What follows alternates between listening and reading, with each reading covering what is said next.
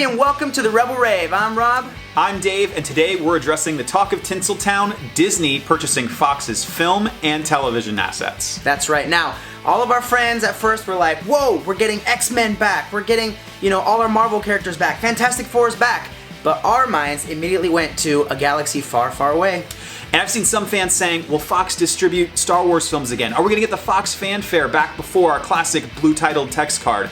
No, I don't think so. Yeah, we are not really thinking that that's going to happen, but the implications of this reaches a lot further than just a 15-second studio theme and logo. So George Lucas had a lot of business decisions to navigate when producing the original films. The most famous of which would be merchandising rights. He forfeited a portion of his director's salary for A New Hope in exchange for merchandising rights for the films, which has made him and Lucasfilm a boatload of cash in the past. Now, another thing to consider here is distribution rights, which basically determines which studio can release the movie in theaters and release it in home media. Now, when George Lucas was making A New Hope, he was an up-and-coming filmmaker and didn't really have some of the clout or leverage to make these negotiations. As Obi-Wan would say, the negotiations were short.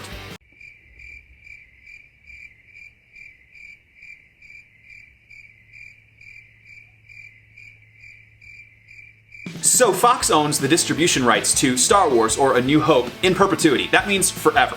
They own the distribution rights for episodes 5, 6, 1, 2, and 3 through 2020. So that's only a few years away. That lines up perfectly with the home video release date for episode 9, which means we could expect a cool box set or something, a release of the entire trilogy. And now with Disney buying Fox, that could speed up that timeline or increase their options for what they could release. So wait a second, Dave, does this mean we get to see the theatrical releases again? We get to see Han shoot first, we get to see the Ewoks not blinking? No, it doesn't.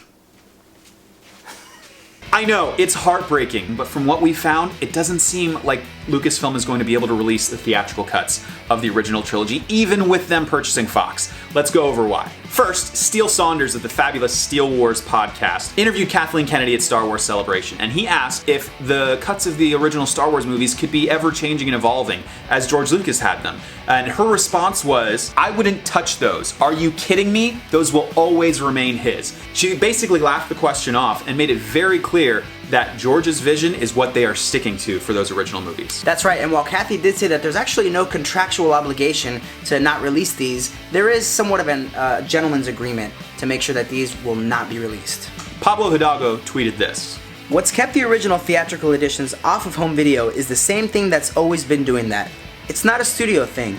There's one pretty noteworthy person who doesn't want them released. Shouldn't be too hard to research who that is. And to rub a little more crate salt on that wound, here's George's direct statement on the matter. The special edition, that's the one I wanted out there. The other movie, it's on VHS if anybody wants it. I'm not going to spend the millions of dollars, the money and the time to refurbish it, because to me, it doesn't really exist anymore. It's like this is the movie I wanted it to be, and I'm sorry you saw a half-completed film and fell in love with it. Ouch. That burns like a binary sunset. But at least we have Harmy's despecialized versions. So unfortunately, it doesn't seem like we're going to be getting releases of the theatrical cuts for the original trilogy anytime soon.